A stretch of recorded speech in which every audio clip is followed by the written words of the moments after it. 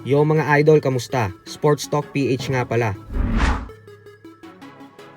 Ang update kay Magsayo, pag-usapan natin yan mga idol. Ngunit bago ang lahat ay huwag kakalimutang mag-subscribe at i-click ang notification bell button for more sports talk. So kagabi nga lamang po ay sumabog na ang balita ng ating pambato na si former WBC Featherweight World Champion Mark Magnifico Magsayo ay kumpirmado ng lalaban bago magtapos ang taon na ito sa undercard ng David Morel Jr. versus Sena Agbeco na gaganapin sa December 16 na siyang magsisilbing huling boxing event ng Showtime Sports. Subalit bigating bakbakan po agad ang magiging laban ni Magsayo. Para po sa mga hindi nakakaalam, ay kadalasan kapag galing sa isang talo ang isang boksingero tapos aakyat ito ng dibisyon, ay madalas tune-up fight muna ang ginagawang laban ng isang fighter. Pero hindi nga po ganon ang sitwasyon para kay Magsayo. Sa kabila ng ito ang kauna-unahang laban niya na gaganapin sa 130-pound super featherweight division. Dekalibreng boksingero po kasi agad ang makakasagupan ni Magnifico sa December 16. At ito nga po ay ang pambato ng Mexico na si former WBA interim super featherweight champion Eduardo Ramirez. May record itong 28 wins with 30 knockouts sa 3 talo lamang. Marahil pamilyar na ang ibang mga Pinoy boxing fans sa pangalan na ito dahil nitong nakalipas na taon lamang ay nakalaban ito ni Pitbull Isaac Cruz kung saan tinalo siya ni Pitbull via second round knockout. Subalit nakabawi na po itong si Ramirez dahil matapos niyang matalo kay Pitbull ay nagawa niyang manalo via 6 round technical knockout kontra kay Sebastian Diaz Maldonado nitong buwan ng Agosto lamang.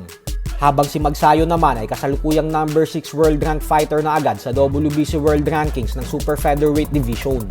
Kapag nanalo si Magnifico sa laban na ito, ay malaki ang posibilidad na mas lalong tumaas ang kanyang ranking sa WBC at muling magkaroon ng pagkakataon na mapalaban sa world title fight sa lalong madaling panahon. Tandaan po natin na kapag naging kampiyon ulit si Magsayo sa dibisyon na ito, ay magiging isang ganap na 2-division world champion na siya. Isang napakalaking achievement para sa Pinoy boxer. Kaya naman suportahan po natin si Magsayo sa laban na ito. Sa kabilang banda naman mga idol ay tila bumanat nga po ang pound for pound king Terence Crawford matapos itong tanggalan ng IBF ng titulo at ginawang IBF welterweight world champion ang kanyang mandatory challenger na si Jeron Boots Ennis. Banat ni Crawford na kung siya daw ang nasa posisyon ni Ennis ay hindi niya daw tatanggapin ang titulo ng IBF na para bang ipinapadala na lang ito sa kanya.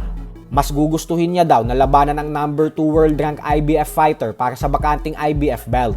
Parang katulad sa naging laban ni Shakur Stevenson at Edwin De Los Santos. Mas maganda daw kasi sa pakiramdam na makuha mo yung titulo nang dahil sa napanalunan mo ito at hindi basta-basta na lang niregalo sa'yo nang hindi ka naman nananalo. Subalit sa kasamaang palad umano ay mukhang ang mga baguhang boksingero daw ngayon ay masaya at kontento na sa pagiging email champion nila. Isang malaking insulto po ang biradang ito ni Crawford kay Boots Ennis. Kaya naman abangan po natin ang magiging sagot ni Ennis sa mga banat sa kanya ni Crawford.